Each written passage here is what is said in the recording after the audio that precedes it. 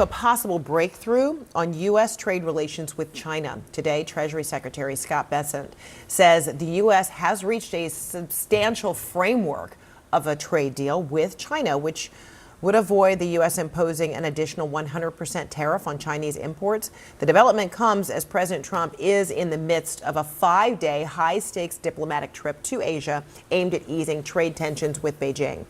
Le modèle de réponse diplomatique entre les États-Unis et la Chine change rarement de manière abrupte. Lorsque cela se produit, l'impact institutionnel tend à dépasser la négociation spécifique en jeu. Le 12 décembre 2025, les autorités du département américain du commerce ont été informées que le ministère chinois du commerce suspendrait, pour une durée indéterminée, le dernier cycle de négociations sur l'assouplissement des règles commerciales stratégiques. La communication, transmise par les voies diplomatiques habituelles et rédigée dans un ton technique, ne détaillait pas les motifs de cette décision, mais utilisait des expressions indiquant une réévaluation de la viabilité des engagements pris. Ce langage, inhabituel dans les négociations de ce niveau, a suscité des réactions immédiates au sein du cabinet du représentant commercial américain. Des documents internes consultés par des commissions du Congrès révèlent qu'il n'y avait jusqu'alors aucun signe clair de recul de la part de Pékin. La notification officielle de l'impasse a été perçue comme un changement important dans le déroulement d'un processus déjà marqué par l'instabilité, mais qui était jusqu'alors considéré comme gérable. Le fait que l'alerte ait été lancée directement par l'organisme chargé de l'exécution des politiques commerciales, et non par le ministère chinois des Affaires étrangères, a été interprété à Washington comme indiquant que la motivation serait liée à des pressions internes de nature économique ou sectorielle, et pas seulement diplomatique. Cet épisode a représenté un changement technique, mais perceptible, dans le modèle de réciprocité qui sous-tendait les derniers accords d'allègement tarifaire. Depuis la réunion bilatérale qui s'est tenue à Busan au milieu de l'année, le discours public était que les États-Unis avaient obtenu des engagements significatifs dans des domaines tels que les intrants technologiques, l'agriculture et la coopération réglementaire. La nouvelle position chinoise, tout en ne rompant pas explicitement ces engagements, les rend instables sur le plan opérationnel. Sur le plan systémique, ce type de suspension ouvre la voie à une révision informelle d'autres dispositifs multilatéraux, ce qui affecte directement les chaînes de production mondiales. La réaction américaine a toutefois été modérée. Dans un communiqué publié quelques heures après la confirmation de l'impasse, la porte-parole du département du commerce s'est contentée d'affirmer que le gouvernement américain reste attaché à la stabilité économique mondiale et attend des éclaircissements supplémentaires de la part de ses partenaires stratégiques. L'utilisation de formules génériques dans ce type de déclaration indique généralement qu'il n'y a pas encore de consensus interne sur le degré de réponse à adopter. L'impact de cet épisode ne s'est pas limité à ce qui s'est passé dans la salle à ce moment-là. En l'espace de 2 jours seulement, des consortiums de défense, des fournisseurs de l'industrie aérospatiale et des réseaux logistiques agricoles ont lancé des protocoles internes d'évaluation des risques. L'Association nationale des exportateurs de céréales a publié une note technique alertant sur le risque de discontinuité dans la prévisibilité des achats par les marchés qui opèrent historiquement avec des clauses de stabilité monétaire et volumétrique. Le secteur agro-industriel, qui avait enregistré une légère reprise depuis septembre grâce aux prévisions d'augmentation des exportations vers la Chine, a commencé à signaler des annulations anticipées de contrats et des reports dans le renouvellement des commandes. Les données sur le trafic portuaire de Houston et Savannah, suivies en temps réel, montrent une baisse brutale des commandes liées aux dérivés du soja. Les analystes du secteur ont interprété ce mouvement comme une réponse anticipée à un scénario d'incertitude prolongée. Le ralentissement des flux logistiques, même partiel, affecte les prévisions fiscales et les engagements contractuels internes. Les variations de ce type ont tendance à produire des effets en chaîne, en particulier dans les régions dont l'économie dépend directement de la prévisibilité commerciale avec les marchés asiatiques. En coulisses, au Congrès, le sujet a été mis à l'ordre du jour des réunions du Comité des finances et de la sous-commission du commerce international. Des sources proches du pouvoir législatif rapportent que des documents échangés entre les équipes techniques de la représentation commerciale et le département du Trésor indiquaient des divergences internes sur l'interprétation des signaux envoyés par Pékin depuis octobre. Certains considéraient le discours chinois comme excessivement générique, mais toujours compatible avec le calendrier technique. D'autres, cependant, avaient alerté sur l'absence de confirmation formelle sur des points centraux de l'accord. La divergence d'interprétation interne fait désormais l'objet d'une révision institutionnelle. Certains parlementaires préconise la tenue d'audience afin de déterminer s'il y a eu sous-estimation de l'asymétrie entre les déclarations publiques américaines et les documents officiels publiés par la Chine. La crainte est que cette déconnexion ait alimenté de fausses attentes dans le secteur privé, avec des implications budgétaires et opérationnelles pour les entreprises qui se sont repositionnées sur la base de projections qui ne se sont pas concrétisées. En interne, les membres du Conseil national de sécurité ont commencé à examiner les rapports de renseignement économiques afin de déterminer s'il y a eu un changement stratégique délibéré dans la position chinoise ou si la suspension reflète uniquement une reconfiguration tactique à court terme. Le fait que la Chine n'ait formalisé aucune plainte ou accusation directe contre les États-Unis indique qu'il s'agit, pour l'instant, d'un réajustement non déclaré. Cette ambiguïté permet à Pékin de conserver une marge de manœuvre diplomatique tout en testant les limites de la réaction institutionnelle américaine. Le défi pour Washington, dans ce cas, est d'élaborer une réponse qui n'amplifie pas l'instabilité et ne signale pas une acceptation passive du retrait des engagements. La tension réside précisément dans ce point. Comment préserver la légitimité du système d'accord sans alimenter une escalade de représailles? Ce type de changement subtil, mais susceptible d'entraîner des réalignements structurels, nécessite un suivi continu. C'est pourquoi des analyses comme celle-ci cherchent à offrir un contexte, une précision et une responsabilité informative, en particulier lorsque les signaux ne sont pas encore pleinement compris en dehors des cercles institutionnels. C'est dans ce contexte qu'une convergence commence à émerger entre plusieurs organes de l'État, tant aux États-Unis que dans les instances multilatérales, dans le but d'interpréter clairement la portée de la suspension chinoise et ses implications pour la stabilité normative du commerce international.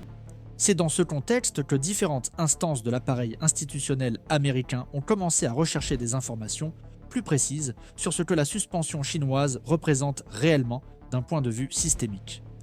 La première initiative concrète est venue de la Commission du commerce international, qui a demandé au bureau du représentant commercial de dresser une liste détaillée des clauses du protocole d'accord bilatéral qui restaient en vigueur et de celles qui avaient été tacitement suspendues. Cette enquête a révélé un désalignement technique qui s'était discrètement accentué au cours des semaines précédentes. Certaines obligations tarifaires, auparavant interprétées comme suspendues par bonne foi réciproque, étaient considérées par les autorités chinoises comme expirées. Cette divergence sémantique, apparemment bureaucratique, suffit à compromettre l'applicabilité des dispositions qui exigent une synchronisation réglementaire minimale. À partir de là, il est devenu clair pour les organismes de réglementation que la suspension n'était pas seulement un report, mais la manifestation d'un désaccord latent qui était désormais vérifiable dans les documents techniques. Constatant que le langage juridique des engagements était réinterprété unilatéralement, le Federal Trade Council a commencé à travailler avec le département d'État pour évaluer le risque que cette position chinoise s'étende à des accords parallèles en cours de mise en œuvre. L'un des principaux centres d'attention est devenu l'ensemble de directives traitant de l'exportation de matériaux critiques à double usage, tels que le gallium et le germanium. Ces éléments, essentiels pour des applications tant civiles que militaires, avaient fait l'objet d'une suspension temporaire des restrictions de la part de Pékin. Avec l'impasse plus large en cours, les experts ont commencé à avertir que la suspension pourrait non seulement expirer sans renouvellement, mais aussi revenir sous une forme plus stricte. Conscient de cette possibilité, le ministère de la Défense a mobilisé ses unités de surveillance de la chaîne d'approvisionnement stratégique et a demandé des avis sur la faisabilité d'une internalisation partielle des processus de raffinage, aujourd'hui fortement concentrés sur le sol asiatique. L'analyse préliminaire a indiqué que, même avec des incitations, le remplacement total prendrait au moins 5 ans pour devenir opérationnel, ce qui est excessif dans un contexte d'instabilité récurrente. Cette convergence aide à comprendre pourquoi le sujet a rapidement dépassé les limites de la politique commerciale et a commencé à occuper une place importante dans les commissions du renseignement et de la sécurité nationale.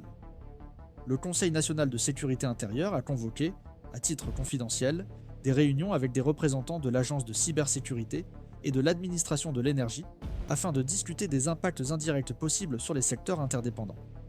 L'un des points abordés était le risque d'interruption de l'approvisionnement en composants utilisés dans les systèmes de télécommunications avancés, dont l'origine passe par des circuits de production partiellement ancrés en Chine. L'alerte émise par ces agences ne faisait pas état d'interruption immédiate, mais indiquait que, compte tenu de la suspension des négociations, le degré de prévisibilité de ces flux avait été sensiblement réduit. Sur cette base, les services juridiques des multinationales ont commencé à revoir les clauses contractuelles relatives au délai de livraison et aux pénalités en cas de non-respect, anticipant des scénarios de pénurie. Pendant ce temps, sur le plan législatif, les parlementaires républicains et démocrates ont adopté des positions prudentes convergentes. Malgré les divergences habituelles en matière de politique étrangère, un consensus s'est dégagé sur la nécessité de relancer le débat sur la création de réserves stratégiques de minéraux critiques. Un rapport bipartite élaboré par le Congressional Research Service a souligné que la dépendance vis-à-vis d'un seul pays pour plus de 80% de l'approvisionnement mondial en certains matériaux stratégiques constitue un angle mort opérationnel du modèle commercial actuel. Le document suggérait, entre autres mesures, d'élargir le champ d'application de la loi sur la production de défense afin d'inclure des incitations directes à la recherche de substituts synthétiques et au développement de technologies de recyclage des métaux rares. Le rapport proposait également une réévaluation des accords de coopération avec les pays d'Amérique latine et d'Afrique ayant un potentiel d'exploitation minière, comme alternative géopolitique à moyen terme. Cette évolution institutionnelle ne s'est pas produite de manière isolée. Les organismes multilatéraux ont également commencé à réviser leurs projections en fonction de la nouvelle position chinoise. L'Organisation mondiale du commerce a publié une note technique attirant l'attention sur le risque d'augmentation des mesures compensatoires indirectes, des actions unilatérales qui, sans constituer une violation formelle, ont des effets commerciaux équivalents à des barrières non tarifaires. La Commission européenne, quant à elle, a annoncé qu'elle réévaluerait l'éligibilité de certains produits chinois à des avantages fiscaux en raison d'un éventuel non-respect du principe de réciprocité réglementaire. Ces réactions en chaîne indiquent que la suspension américaine a eu un effet catalyseur sur d'autres fronts sensibles de la gouvernance économique mondiale, en particulier parmi les pays qui alignaient leur politique commerciale sur la stratégie de confinement coopératif à l'égard de Pékin. C'est dans ce type de croisement institutionnel que les limites de l'architecture normative mondiale sont mises à l'épreuve. Le conflit ne se limite pas au domaine commercial. L'enjeu, c'est la capacité même de maintenir des accords opérationnels dans des environnements d'asymétrie stratégique croissante. En suspendant un mécanisme qui servait de symbole de rééquilibrage, la Chine signale qu'elle est prête à prendre des risques en matière de réputation en échange de la préservation de sa marge de manœuvre réglementaire. Ce geste, bien que discret, a des répercussions à plusieurs niveaux et exige une attention constante de la part de ceux qui cherchent à comprendre les implications à long terme de décisions qui, à première vue, peuvent sembler purement administratives. Pour ceux qui suivent de près les mouvements structurels de la politique économique internationale, il est essentiel d'observer comment des décisions apparemment techniques finissent par tracer de nouvelles voies géopolitiques. C'est pourquoi cet espace se consacre à offrir des interprétations fondées sur des faits, avec responsabilité et clarté analytique, en suivant les points d'inflexion qui passent souvent inaperçus dans les cycles d'information conventionnels. À présent, avec la mobilisation des institutions et la consolidation des effets indirects, l'attention se porte sur les multiples interprétations possibles de la signification politique, juridique et stratégique de cette impasse. C'est là que les disputes s'intensifient et que les incertitudes deviennent partie intégrante de l'équation. La décision de la Chine de suspendre unilatéralement le mécanisme de facilitation commerciale avec les États-Unis continue de susciter des interprétations divergentes parmi les experts. Pour certains analystes, il s'agit d'un mouvement stratégique calculé, s'inscrivant dans un plan plus large de repositionnement tactique dans lequel Pékin cherche à créer des incertitudes institutionnelles qui élargissent sa marge de manœuvre. Dans cette perspective, la suspension actuelle ne représente pas une rupture définitive, mais plutôt une étape prévue de contention, utilisée comme outil de négociation sur plusieurs fronts, notamment la propriété intellectuelle, l'accès aux technologies de pointe et la réorganisation des chaînes d'approvisionnement sous supervision nationale. Cette interprétation est soutenue par les diplomates qui observent attentivement les récents ajustements promus par le ministère chinois de l'Industrie et de la Technologie, notamment en ce qui concerne la restructuration des consortiums publics et privés axés sur l'exploitation des minéraux stratégiques, désormais soumis à de nouvelles règles de souveraineté opérationnelle. D'autre part, un groupe d'observateurs interprète l'action chinoise comme un changement structurel dans la conduite des accords bilatéraux à moyen terme. Selon cette vision, la suspension ne met pas seulement en évidence l'intention de revoir les concessions antérieures, mais inaugure un modèle de relation basé sur une asymétrie délibérée, dans lequel une partie conserve les avantages précédemment obtenus, tout en limitant progressivement les engagements plus exigeants. Dans cette perspective, l'impasse actuelle n'est pas un événement isolé, mais le résultat d'une évaluation institutionnelle chinoise, selon laquelle les États-Unis se trouvent dans une position limitée pour exiger une réciprocité effective. Les juristes qui souscrivent à cette interprétation soulignent l'absence de mécanismes coercitifs dans les documents signés après le sommet de juillet et l'utilisation récurrente de termes génériques tels que bonne pratique future et harmonisation progressive. Le débat se concentre également sur les implications de cette suspension pour la logique juridique d'autres accords similaires. L'incertitude générée soulève des doutes quant à la durabilité des engagements pris sur la base de garanties non contraignantes, en particulier dans les secteurs à forte interdépendance réglementaire, qui exigent une confiance opérationnelle constante. Les experts en propriété intellectuelle avertissent que, sans une réaction institutionnelle claire de la part des États-Unis, d'autres partenaires commerciaux pourraient se sentir autorisés à réviser unilatéralement des clauses qui jusqu'alors étaient respectées pour des raisons stratégiques. En particulier, on craint que des mécanismes tels que les licences simplifiées, les autorisations automatiques et les certificats d'origine préférentielle ne soient remplacés par des autorisations discrétionnaires à caractère provisoire, créant ainsi une instabilité normative. À ce jour, il n'y a pas de consensus sur la réponse appropriée des États-Unis. Certains parlementaires préconisent des mesures de rétorsion explicites, telles que la réimposition de droits de douane suspendus ou la révision des autorisations dans des secteurs stratégiques, tandis que d'autres recommandent une attitude plus prudente, axée sur la reconstruction d'alliances multilatérales capables d'exercer une pression diplomatique partielle sur Pékin. Au niveau interne, les services juridiques des agences de commerce extérieures évaluent différents scénarios, allant de l'application de clauses prévues dans la législation d'urgence économique à la création de nouveaux instruments juridiques pour réglementer les flux critiques face à des suspensions injustifiées. Le défi réside dans le fait que toute mesure pourrait avoir des effets secondaires importants sur les exportations et la confiance des partenaires qui ont conclu des accords similaires avec les États-Unis. Alors que l'appareil institutionnel analyse les réponses possibles, le secteur privé agit déjà en fonction de la nouvelle réalité. Les grands conglomérats industriels révisent leurs contrats, anticipant que l'instabilité réglementaire devienne une caractéristique permanente de l'environnement commercial.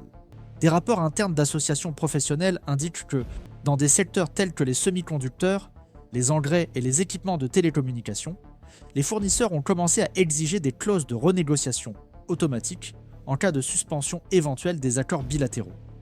Dans la pratique, cela signifie que la possibilité de nouveaux blocages est déjà intégrée structurellement au risque contractuel, ce qui réduit l'efficacité des engagements gouvernementaux futurs et transfère une partie de l'incertitude aux investisseurs et aux consommateurs. Il existe également des effets plus diffus liés à la perception internationale de la fiabilité institutionnelle. Les experts en diplomatie économique affirment que si la suspension n'est pas traitée par une réponse structurée, les États-Unis pourraient être perçus comme incapables de garantir le respect des engagements pris lors des sommets de haut niveau. Cette perception a un impact concret sur des forums tels que le Groupe des 20, l'Organisation de coopération et de développement économique et les initiatives régionales d'intégration technologique. Dans un système où le capital circule sur la base d'une attente de stabilité, tout signe de fragilité institutionnelle se traduit par une dévaluation des actifs et un recul des investissements à long terme. Dans un contexte aussi interconnecté, il est peu probable qu'une seule action suffise à résoudre l'impasse. Les réponses possibles se répartissent à plusieurs niveaux, diplomatiques, législatifs et techniques, et les effets de la suspension sont déjà en cours, modifiant les attentes et les pressions sur tous les acteurs concernés. Le différend ne se limite pas aux tarifs ou au volume d'exportation, mais affecte la nature même du lien institutionnel entre deux systèmes qui, pendant des décennies, ont négocié selon une logique d'interdépendance fonctionnelle. Lorsque cette logique est partiellement ou totalement rompue, toute la prévisibilité institutionnelle entre dans une zone de tension. Dans des contextes comme celui-ci, où les résultats restent incertains et les interprétations font toujours l'objet de controverses, il est essentiel de suivre de près les mouvements institutionnels. Cette chaîne continuera à suivre les développements techniques et politiques résultant de l'impasse, en proposant une analyse approfondie et en s'engageant à fournir des informations précises.